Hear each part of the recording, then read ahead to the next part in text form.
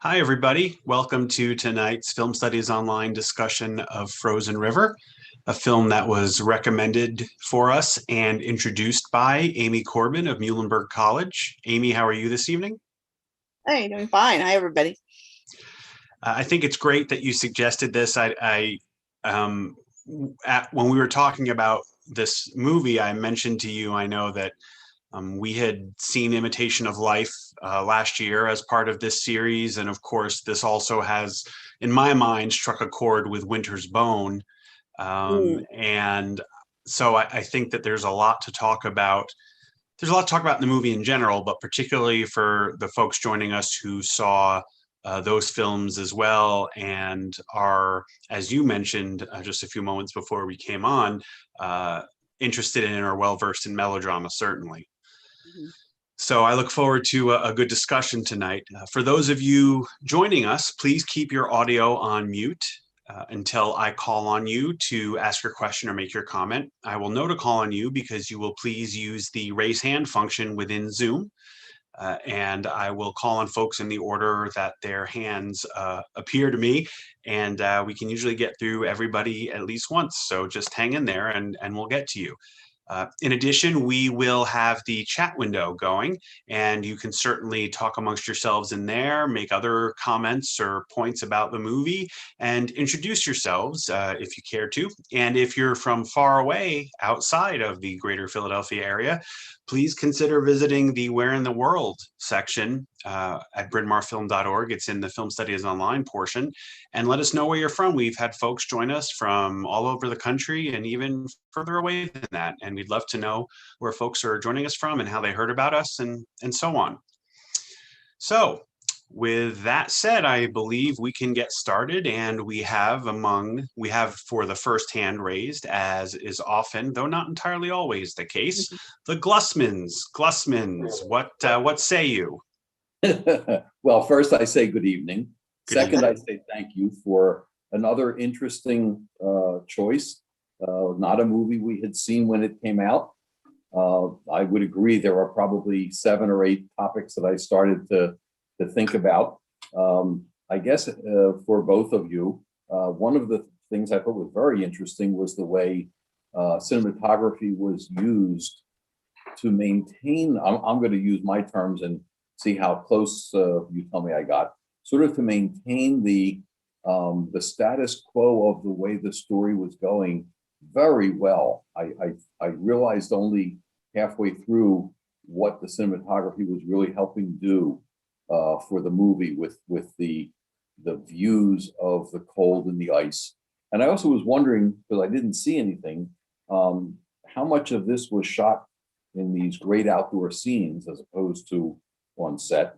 And I think that this was Reed Morano's first major cinematography role. I'm not sure if I have that research right, but was wondering how her training came to be. This seemed to me an unusual first film, and a great choice for an interesting look at mothers over the Mother's Day weekend. And I'll let you comment as you see fit, as always. Well, thanks for that, David. You did give us a lot to talk about. I will certainly say that I know that almost the entirety, if not the entirety of the film, was shot in far upstate New York. And that is roughly where it was set. I don't think it was shot entirely, at least exactly where it was supposed to take place, but definitely in the same region. And I would imagine, Amy, you might have some other points to make on that, or other things that David asked about. Yeah, so I'm actually really interested to talk about your observation about cinematography. I wrote down maintaining the status quo. So I want to ask more about that. But I just quickly on the location. Yes, I think Andrew's correct that it's not maybe the exact location, but it is the general area. And I think it was the director, Courtney Hunt's husband, was from this area. And so she was sort of periodically going back with him to visit family. And she started to notice that there was this really interesting kind of legal limbo land, where, you know, crossing this St. Lawrence River, iced over, was a way to get from Canada, you know, into the reservation, and then and then cross the border without coming through border patrol. So anyway, she thought this was a fascinating story, and it did get some news attention at various times. You know, there was some protests against the way that the border patrol and other police were policing that area. So anyway, so Hunt sort of was drawn to the story because of that, and so because of that, I think she couldn't have filmed it anywhere else. It is so much a film about location. I mean, yeah, you could have, you know, obviously another frozen lake or river, but it's got to be that kind of location, because I was, you know, as I was rewatching, I was just, thinking about the sound too, like just that hear the crunching of the ice, you know, and it's such almost a constant soundtrack throughout the whole film. People are either walking or driving on ice so often. But yeah, I was curious what kind of status quo you thought that the cinematography was working with. I thought that as I was watching, and I sort of came to this, as I said, almost halfway in, that when some of these low shots really gave us that feeling, as you just described, you had the crunch and you had the lake, the frozen lake, and clearly they were using some real frozen lake, or at least I'm pretty sure they were. And because she was staying low for many of those shots, or relatively low, I sort of felt like you were almost seeing the crunching as you were hearing it. That was what I was trying to sort of refer to. Yeah, no, that's true. I mean, I think that the camera is very like embedded in the environment. You know, I mean, even if you think of the first shot, or I don't remember exactly the first shot, but one of the first shots, you know, where you're seeing like her fingernails and the sort of wrinkles and dirt on her hands, and you're just so close, you know. So I think one of the really effective things is the closeness and sort of the embeddedness of the camera, like you're talking about. And then at the same time, these amazing, spectacular, extreme long shots where you can barely find the car, you know, in, you know, the ice just takes up the whole frame. So yeah, I think it's incredibly effective in terms of you get this wide view, but then you get these close views, and you can put them together and really get a sense of place, you know, both the sort of bird's eye view and then the on the ground crunching sense of place. Regarding Reed Morano, I think that there's probably a couple of reasons why she was selected for this. One was she went to NYU and was sort of an East Coast, a New York-based filmmaker, and that's kind of how this movie came about. As Amy said, the idea for the setting and the story came about from, you know, being in upstate New York, where the producer of the film, who's also the writer-director's husband, was from.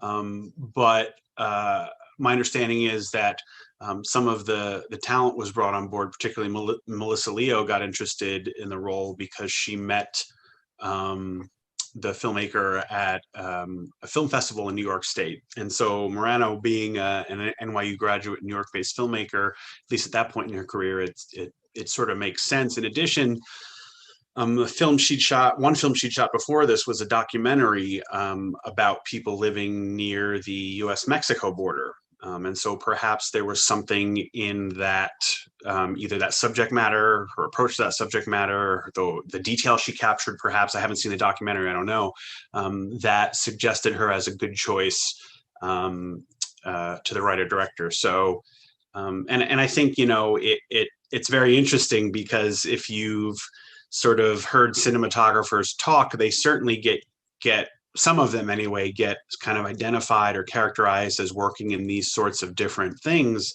different sorts of styles or genres or periods or things like that. But in theory, they would tell you that, not in theory, most of them would tell you that as a cinematographer, they should be able to create any sort of image you want them to and create any kind of visual tone that is appropriate for the story. And certainly we can see that with someone like Roger Deakins, who works just as a very notable example we would all be aware of, who works on movies in different genres and periods and styles and things like that. So I have no doubt Reed Morano has the same abilities, but at least early in her career, she had shown some proficiency in that documentary, and that probably had something to do with why she was hired for this. And I think it works well. I think to what Amy was saying, and sort of, I think in response to David's point about kind of the sort of how tethered, how grounded the cinematography is, I didn't think about it until the comment, but you could imagine a movie like this set in a place like this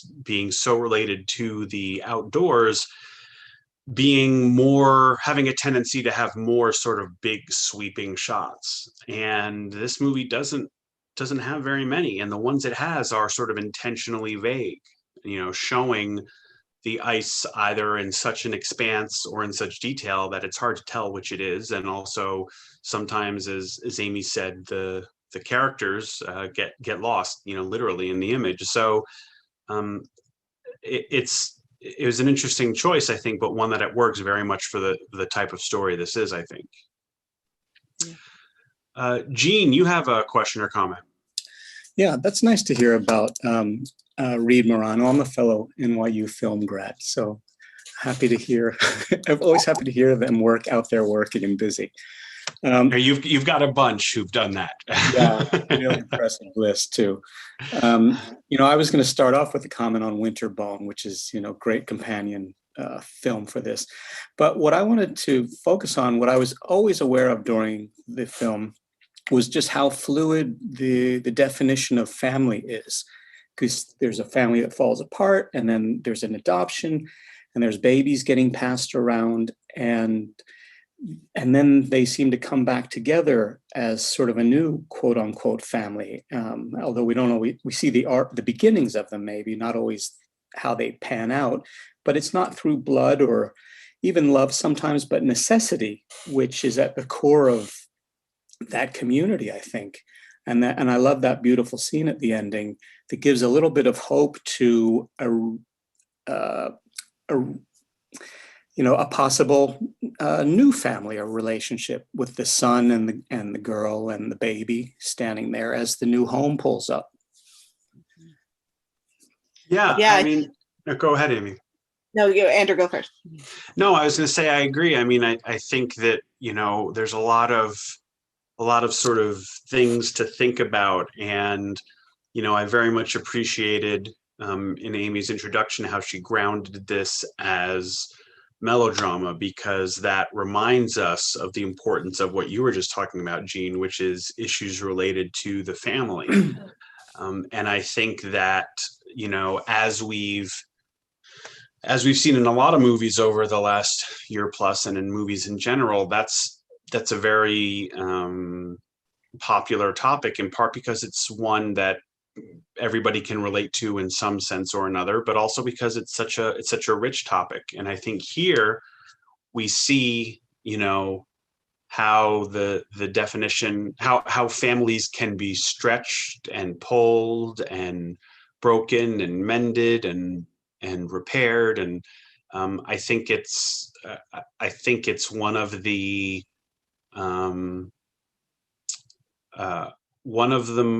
sort of richest elements of the film that isn't sort of, front and center as a main issue of it. And that's partly what I like about the movie. And in some sense, to me, it's about, that rang true to me, because for a lot of us, our family is in some sense always very important, always in our mind, but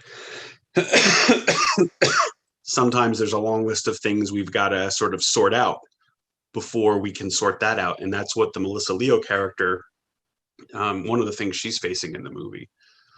Amy. Yeah, I think that's such a great observation that I love the word fluid, the fluidity of the family. I think that, that's what got me about this film, was that it has this incredibly melodramatic setup of, there's a baby on the ice, you sort of couldn't get more melodramatic than that. And you have all of these, family struggles and the stress of their economic situations, and Lila's son being taken from her. And so you have all of these ingredients of this particular form of melodrama that's really about mothers and children. And yet it's acted in such an understated way that you can, at least I'm interested if other people feel this way, but I feel like, this movie could end with a Christmas tree and a family, and it doesn't feel like a cliche. Like, it feels real, like we earned it, or the characters earned it in some way. And I think that's kind of amazing, because if you just said the plot, right, and it ends on, these two families come together and they get their home and they have a Christmas tree, like, it sounds kind of cheesy, but it's not at all. At least that's my take on it. Again, I'd be interested to know what other people had to say about that. But the other thing I wanted to, that I just really appreciated about your comment was that it doesn't idealize this sort of cross-racial friendship, that they are doing it out of economic necessity. And they, as is typical in these movies where you have sort of two opposite characters, they do obviously come to know each other a little bit more and understand each other. But, I think there's still a really core element of economic survival, and people teaming up, and family, right? I mean, the institution of family is an economic institution in a lot of ways, right? It was developed to, so that everybody could contribute to keeping the household afloat. And so that's kind of what happens here, right? I mean, they're stronger together. So I really love that mix of realism and, and this pretty heartwarming ending, but convincing, at least to me. Yeah, I think you're right. I was trying to figure out why I wasn't, I wouldn't say bothered, that's too strong, but why I didn't feel sort of so, I didn't feel the relatively upbeat ending and the relatively successful Christmas as being so heavy-handed. And I guess the reason is because I thought I saw this movie going into thoroughly melodramatic territory. I will come out and say I thought the trailer was going to burn down, and I thought that at least one of her kids would die as a result. And of course, I even the way the baby is, sort of turns out either not to have been dead or comes back to life, that I didn't find that bothersome or schmaltzy. And I have to say, it must be because the film really sort of was, I guess it handled even things like that with much more of a social realist tone than a melodramatic tone. And so I was more sort of willing to follow it on those ups and downs. And I found that refreshing. I appreciated that a movie sort of went into those events or those areas, but I didn't feel like it was being so heavy-handed. Can I add something real quick? Sure. You made me think of this as you're talking about it. Maybe it's acceptable because, and it's not overplayed, because that final scene is happening right on the heels of the mother being arrested and taken away. So we're in that state of mind, and it takes us a while to even digest the optimism of the final scene. Yeah, it's true.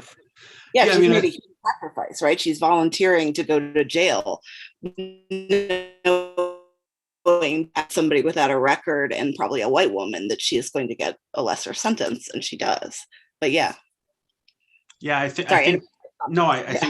Jean makes a good point that, there is a price paid and it's not a completely upbeat ending. But I also really appreciated, and that, and Robert mentioned this in the chat, that the brightest scene in the whole movie is that final scene.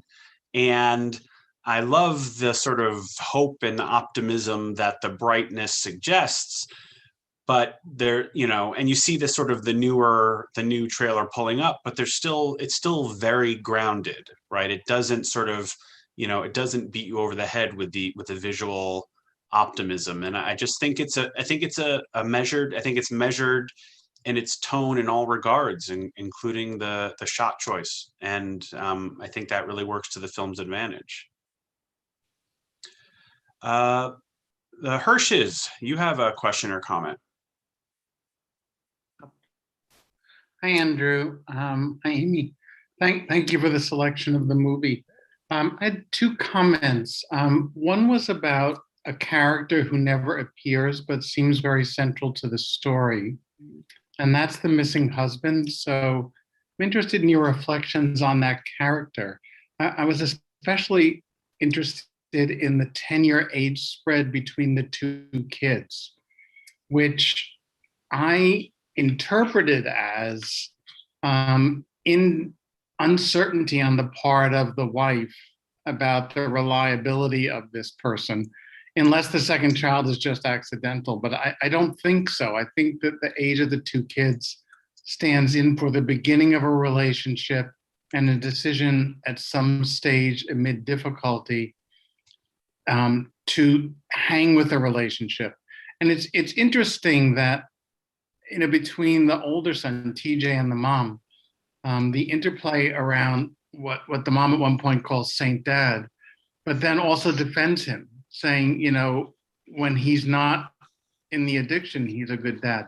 The other thing I was wondering if you might comment on that I was really taken by, and Amy's already referred to this a little bit, from the opening scene, not just the shot of the cinematography, how close her fingernails are, but the sound. The sound of the paper on the cigarette that she lights with the open glove box in the car was really close in. And the cinematography in general felt almost claustrophobic. But as I thought about the film afterwards, and this is what I invite you to comment on, I thought that it wasn't claustrophobic so much as intimate. I came away from this feeling we had been privileged to have a very intimate experience of the characters in the story, and that was captured in terms of the cinematography, especially in the darkness of the scenes by the light on the faces, like when the snowballs are thrown at the trailer and you see the woman wake up, Lila wake up.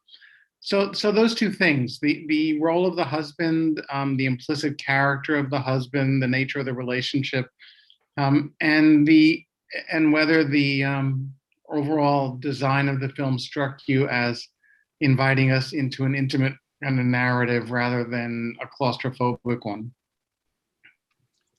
Well, thanks for those, Richard. Those are two very interesting, observations. Amy, would you like to start with one of those? Sure, yeah. So yeah, actually, that was really, that made me think claustrophobia versus intimacy. That they're related, but so different in a way. And when you first started talking about claustrophobia, I was actually thinking of the sort of tension between these tiny houses that they're in, these trailer homes, and then the vast expanse, of the wilderness. But yeah, I think, as you talked and you got back to this idea of sort of intimacy as something that's more emotionally close than claustrophobia would be. And I think that's true. And I think that's also why we buy some of these plot twists that in another film might feel over the top, because it studies its characters so closely, and so many small movements they make, or just the way their bodies move, tell you so much about their character that and the acting is, I think, just really impressive in that way, that they become like people that you're sort of watching these really intimate moments. But in terms of the husbands, I'm saying husbands, right? Because Lila, the other woman, has also lost her husband. And so this is an example of this maternal melodrama parallelism.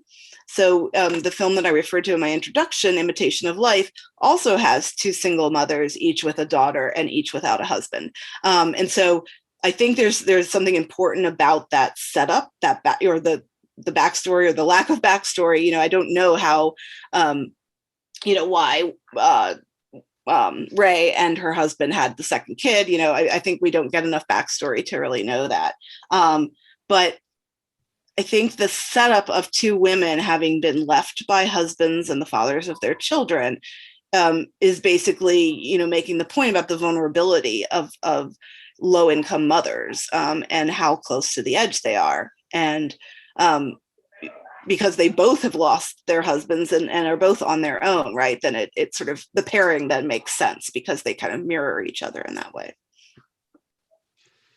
Yeah, and I thought those were two really great observations. I really like the distinction made between intimacy and claustrophobia, and I think it definitely is a sense of intimacy. I think because we see the people, what we see Ray and Lila when they are vulnerable at moments that are typically personal, either changing, getting dressed or first waking up.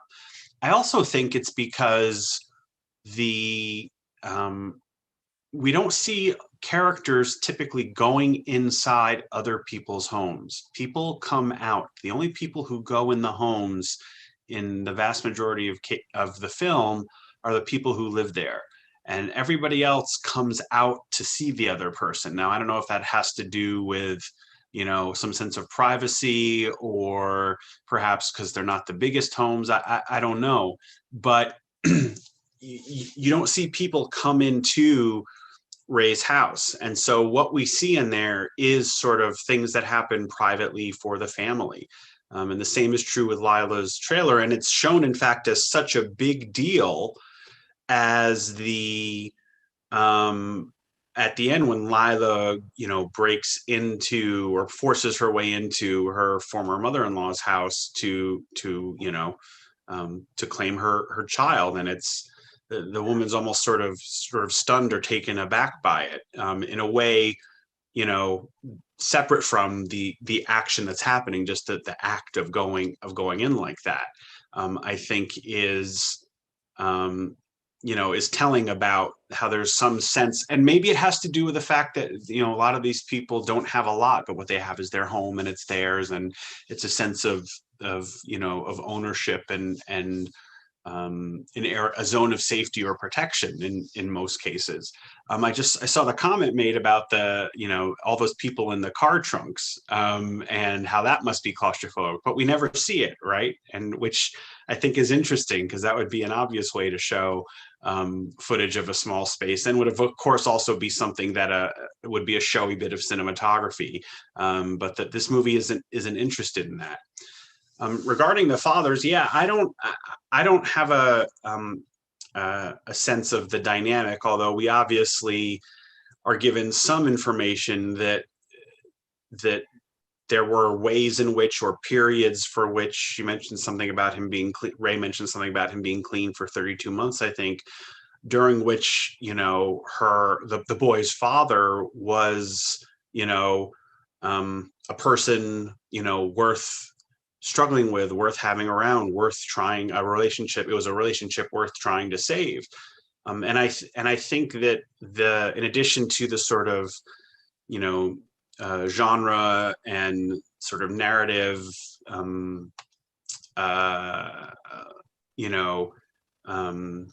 lineage of having the two sort of single mothers, sort of find each other in this way, I also think it provides an opportunity to show, how much in certain periods, in certain areas, in certain subcultures, how the absence of the man is yet another setback for these women, because there are some people who don't want to deal with them on equal footing. The manager of where Ray works isn't interested in helping her sort of become the primary, or achieve a position sufficient to support a family. I don't know if that's because, she's a woman and he thinks that's a man's job, or what it is, but you also have different other times when Lila is trying to sort of change her situation in the community in which she lives and works, and people don't want to deal with her. And partly they don't want to deal with her because it seems like the community elders, at least some of whom are women, have indicated they're not supposed to. But you have to imagine, at least I imagine, that if she'd had a husband, that her situation would have been different, and she would have been able to there would have been some more mobility to her situation, just as it seems there would have been for Ray's as well. There's a lot of Let's see. stuff going on in the chat. I wanted to just, because I mean, that we were sort of talking about the claustrophobia and the car trunk and the backpack. And so actually, I just had a thought as I was reading all of that, I mean, that is the immigrant experience, right? That you know, you're hiding in something dark and somebody else is in control of the vehicle and you're at their mercy. So in a weird way, as hard as Ray and Lila have it, right? They have mobility, they have a car, they have homes. And so, yeah, I wonder actually if it, you know, could be really interesting to contrast the sense of intimacy that we have in their homes, as sort of simple as they are. They're in a really harsh environment, and home means warmth and survival, right? So their homes are so important. And you know, yeah, when I think about the contrast, right, between the immigrants, which obviously aren't the main story, but I think they're there, and it does provide an interesting contrast with the mobility and the limited freedom that Ray and Lila have to move around. Yeah, I noticed, I'm glad you reminded me to check the chat, the questions about, I think it's a very good question about why Lila took the risks she did with the various types of smuggling we see or know that she did. And I think I don't have a very good answer, except to say that I feel like because of what happened with her husband and her family situation, it seems like her tribe sort of, they didn't expel her, but they did other things to sort of short of that. And sometimes when you cast someone out, they act out, and they. So I think that was probably part of it, sort of, you know, to boil it down, to oversimplify it, kind of, you know, they branded her an outlaw, so she was going to act like an outlaw. I also think that, you know, she was trying to find her way and find a place, and she seemed lost in some ways, and I think that's emblematic of that. Yeah, I could maybe tag on to that just a little bit. So I think, you know, part of the explanation is just an economic reality of lack of jobs on these very isolated reservations and reserves. And I mean, even, you know, the white character is working a pretty low wage job, right? There's just not a lot that's, you know, pays enough to support a family. So that's, you know, I think a very real kind of practical reason. But because of the kind of film it is, I think that becomes part of the film as well, right? The film is really interested in what economic hardship pushes people to do. But the other thing I think about Lila is, yeah, so she's smuggling. She's giving money to the mother-in-law to care for her son. So, you know, we see her stuffing money in a little can and hiding it. So, so there's that. And I think, yeah, I think she's been a little bit cast out. At least there are parts of the tribal government, right, that obviously don't want the reservation to get the reputation, which it somewhat has, as a place of smuggling, right? And so Lila is sort of, she's a problem in that way. And in a very small community, like a lot of these rural reservations, everybody knows everybody, right? And so once you've sort of been labeled as a troublemaker or something, it could be very hard to find a job, even the limited jobs that are there, because, you know, people aren't going to hire you. So that's sort of more practical than I usually get when I talk about fiction films, but I think it's relevant to this film because I think it is part of the setting that is baked into the story.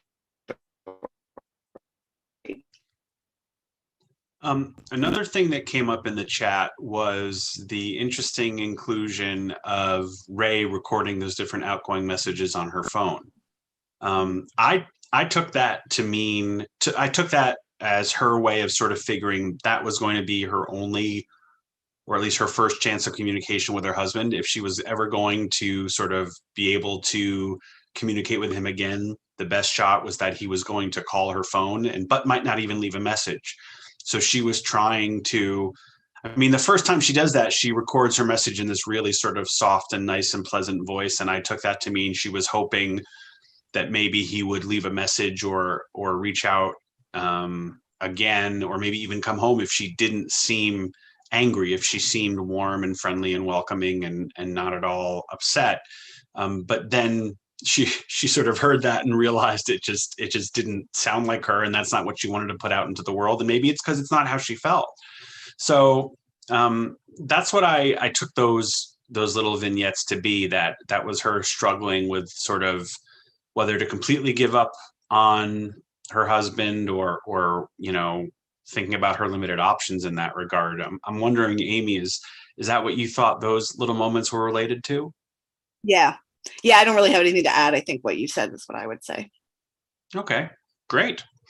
Let's see. Robert, you had a question or comment. Oh yes, I thought this was amazing movie. Good. I'm so glad. Amazing. There was such a unity of elements in the sense that you saw the region in the winter up there, up at the border there, was so bleak and so frozen, and then that just dovetailed with the dialogue. The dialogue must have been about at a third grade level. I mean, people just talked in short little sentences that, it was on such a low level, but it was so bleak. The dialogue matched the region and the weather then I thought that all that was integrated so perfectly with the music. The music was so lonely. I mean, and soft and punctuated with long silences. It just was so, I just thought those elements were so well integrated. And then I was struck by the cinematography. I've just never seen so many close-ups. Maybe all of you have, but I've just never seen so many close-ups of faces, particularly Melissa Leo's. And it was her in the car and her in the house. And then there were images of her in the mirror while she was dressing or something or making up. And then there was her, I just added an intimacy that I just have rarely seen in my experience, with intimacy with a character. And then, I guess that's all I have to say. Thank you so much. Would it be worth us seeing some other films made by her as well? I wish I could recommend some. I actually was telling Andrew before we talked. She's mostly gone into directing TV episodes, and I honestly have not, watched particular episodes that she directed to see if there's like a sort of Courtney Hunt feel to it. But yeah, she has not continued in the independent filmmaking world, and I don't know why. Oh, that's terrible. Thanks, Robert. I think that the interesting points about intimacy. I mean, I just think about the shots of Melissa Leo getting dressed, and you don't typically see shots like that, which are just sort of matter of fact in a movie. It's either done in some movies to be sort of supposedly erotic. It's sometimes done in other movies to show something sort of about the heart, how the injuries or abuse or something the person has had or something like that. And here it's just really sort of matter of fact, and the close-ups are just sort of matter of fact. It has, it almost has a sort of, I don't want to say documentary feel. That I think that's not entirely fair to the filmmakers, but a sort of matter of fact, tone about it, which works very well for the story at hand. Let's see, Liz, you had a question or comment.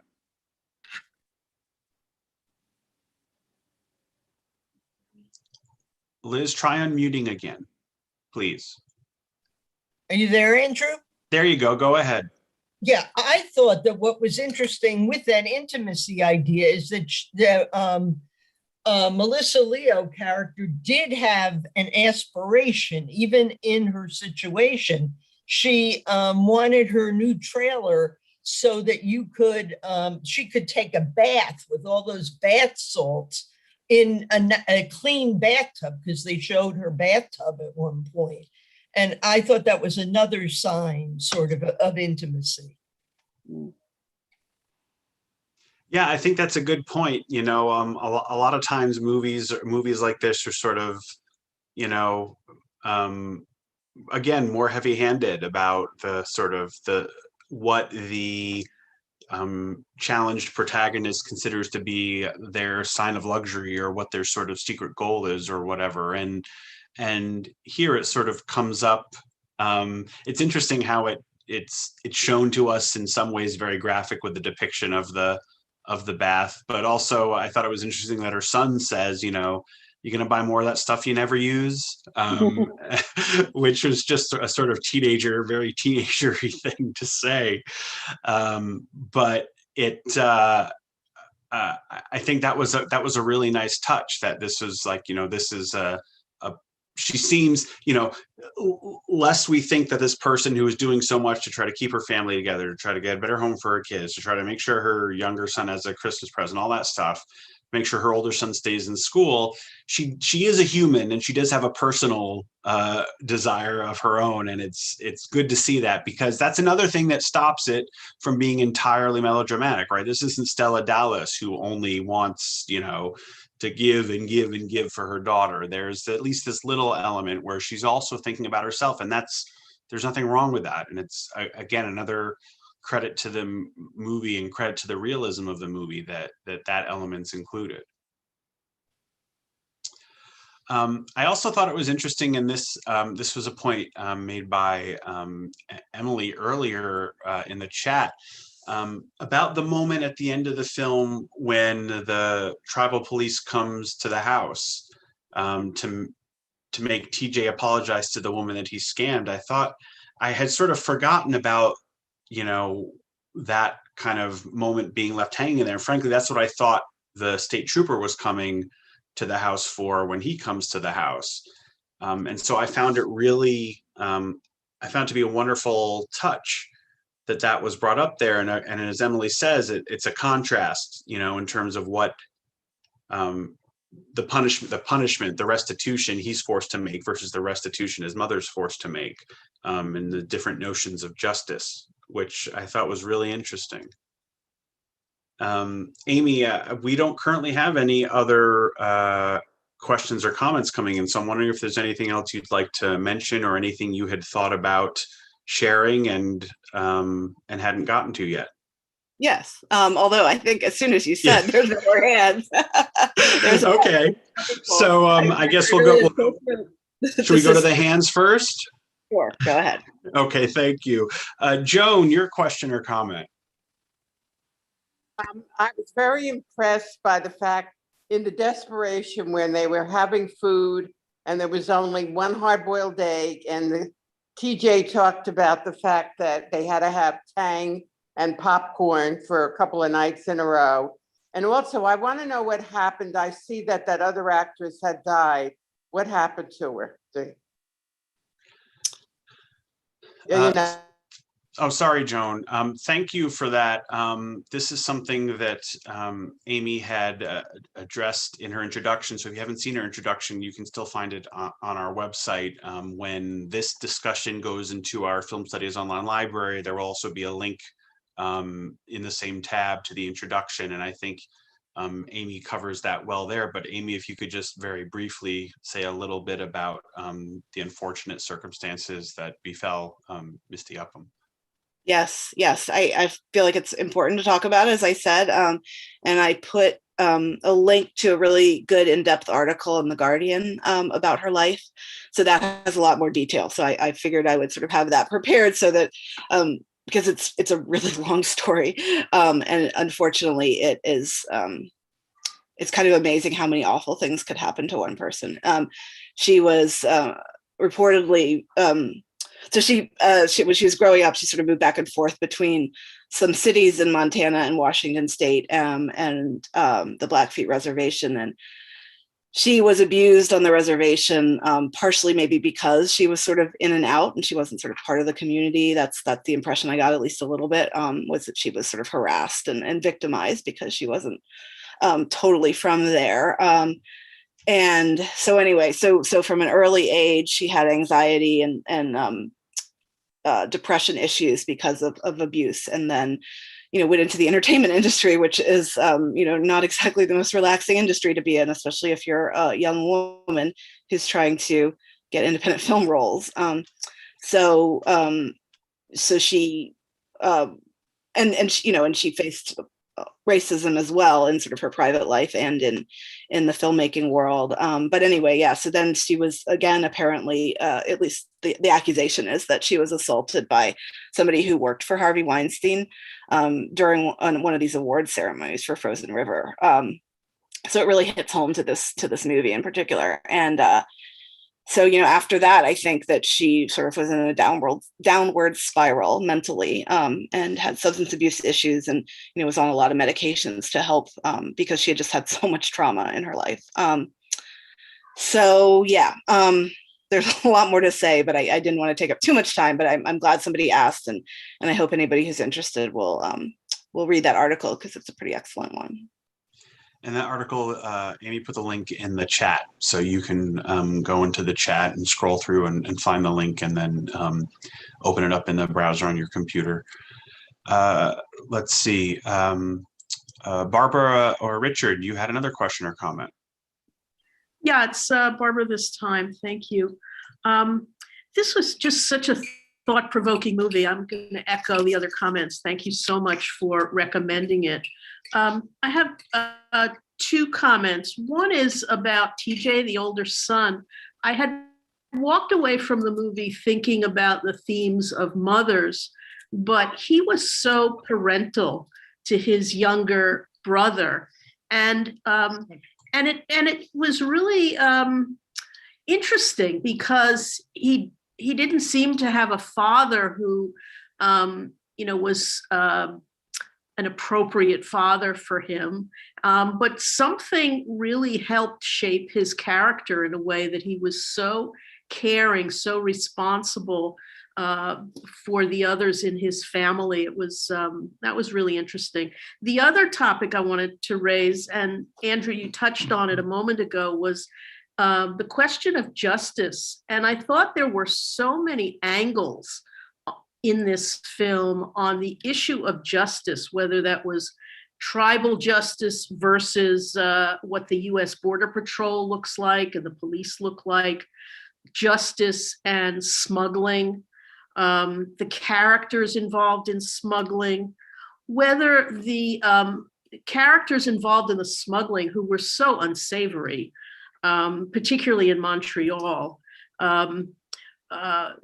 and whether they and whether the US Border Patrol were also people who were in some ways trapped by their limited circumstances. But all of these different angles and comparisons and questions that were raised, I thought was done just so artfully in this film. And I just wanted to put that out there in case you had some comments in response. No, I think it's interesting, because I think it's a credit to you as a viewer and someone who comes to these movies with your own experiences and insights, but also an open mind, that you weren't just thinking about the sort of the constraints that the main characters are dealing with, but you're also thinking about the limitations placed on the supporting characters too, and the challenges they were facing. And I think part of it, and you suggested this, is the artfulness of the film, but it also has to do with your perception as a viewer, which I think is certainly worth noting. And I also appreciate your comments about the older son. Again, I talked earlier about how this movie didn't go to certain places that I thought it would have, and that I thought would have made it more melodramatic. And I think the son's character was another, to me, a pleasant surprise, that he was more thoughtful and more aware, and a bit more mature than a lot of 15-year-olds would be depicted as, particularly a 15-year-old boy in a movie like this. So again, another credit to the writing, that character was as rounded as he was. Amy, your thoughts?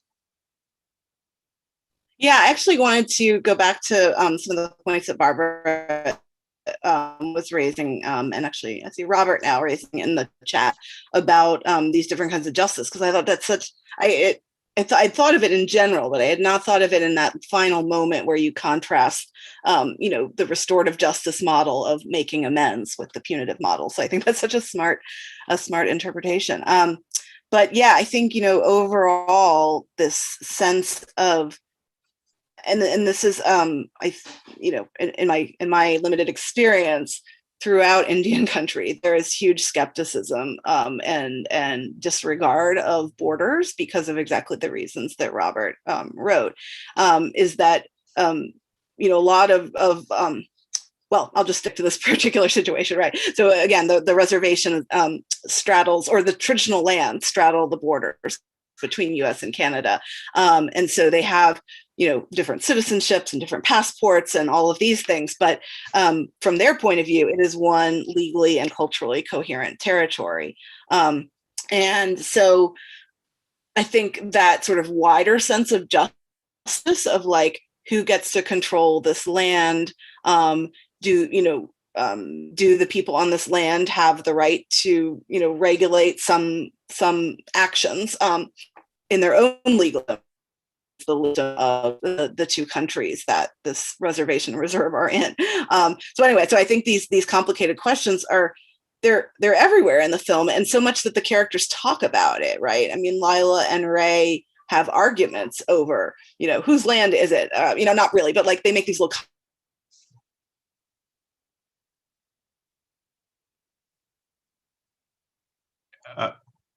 Amy? It looks like we lost Amy a little bit there. Amy, are you back? No, sorry, I think my internet just kicked me off. Zoom has never done that before. I'm so sorry. Can you hear me all right? Now we can. Can you go back a little bit in what you were saying? You want me to write something in the chat maybe? No, we can hear you. Can you go back to what? Yeah. Sure. Okay. Yeah, I was getting that internet connection is unstable message, so I didn't know, and then it just shut down. So I was right. I was talking about basically the fact that the Akwesasne people, or the Mohawk people, they don't regard the border as legitimate, and so it follows then that any attempts to enforce laws that aren't tribal laws, right?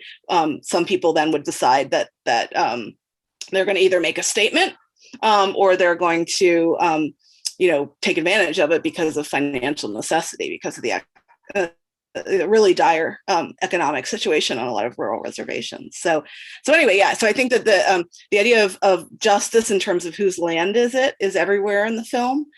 And I was saying that the characters talk about it. They sort of dig at each other. They don't have like long conversations, but they're both aware that the land is, that people are sort of argue over who has jurisdiction. And so they have sort of the miniature version of that as they drive in the car, as well as Lila makes comments like, well, you're not going to get stopped because you're white. And Ray doesn't argue with that. So, they're both, I think, because of where they grew up, they're sort of embedded in the situation where there's two different cultural legal systems and contest over really who has the authority there. So tribal courts. So I don't know exactly this, what the Indian law is a very, very complicated topic because on a lot of reservations, some crimes are under tribal jurisdiction and some are under federal jurisdiction, not state, because a lot of tribes have a nation-to-nation relationship with the U.S., but the FBI and other federal authorities have authority over some crimes. So I can't, not being a legal expert, I can't speak any more to that, but that would be my guess as to why Lila is sort of in legal jeopardy outside of the tribal system. I also would imagine that regardless of the sort of letter of the law legality of what she is doing, the fact that she is causing provincial, state, and federal and national or federal governments to, view the tribal lands as a source of criminal enterprise is not appreciated by others in her community, regardless of whether they have laws against what she's doing or not. So I think there's that added layer to it. Yeah, because it brings in all of these other law enforcement people onto the tribal land. Yeah. Well, thank you, Amy, for recommending this film and introducing it so well to prepare us all for this really interesting discussion. And it's a movie it seems like a number of folks hadn't seen, and I think that you really did us all a great service by suggesting it. So thank you very much. You're welcome. I'm really thrilled when there's an independent film that I think is a little under-recognized and I get to share it with people. So thanks everybody for your insightful comments on it. Well, we appreciate it. And we thank you all for joining us. We have some other things coming up, other education opportunities coming up. We have a number of our remote classroom seminars coming up, including tomorrow night. You still have time to sign up for Lisa Denight's seminar on Agnes Barretta, a wonderful French filmmaker with a long and varied career. I think that will be a really interesting seminar. And of course, others coming up you can see on the screen as well on a number of topics. In addition, beyond that, there's a lot to find in the Film Studies Online section of brynmarfilm.org. We have our Ask Andrew mini lessons. We have film-focused puzzles, viewing suggestions, curated lists of films and arts offerings. We also have in the Theater 5 section new films that you can only see through theaters like ours. You can get them online for virtual viewing at home. But if you're tired of that, come to the theater because we are open. Tickets are only available online, but we have movies showing on the weekends, Friday, Saturday, Sunday, and Wednesdays as well. So please come back to the theater. You can go to our website, learn how to buy your reserve seat tickets online, and see all about the upgrades we've made and the safety protocols we are following. But it's wonderful. We're back open and folks have been coming, and if we have some great titles on offer. So hopefully you will check that out as well. And if you would like to know what is coming up at Bryn Mawr Film, the Bryn Mawr Film Institute, please visit brynmarfilm.org and sign up for our emails. We send emails on different topics on different days of the week, and no matter what your interest in what we're doing, there's an email for you. So please visit the website and sign up for those. And while you're there, if you have the means and are so inclined, because you appreciate our programming and value us as an institution, consider making a donation to show your support. We certainly appreciate your engagement, your participation, and your memberships, but every little bit helps. And if you are able to offer a little more support, we would very much appreciate it. So thank you very much for joining us, everybody. And until next time, find some good movies to watch and join us to talk about them. Take care, everybody. Guys, thank you. Thanks a lot. Thank you.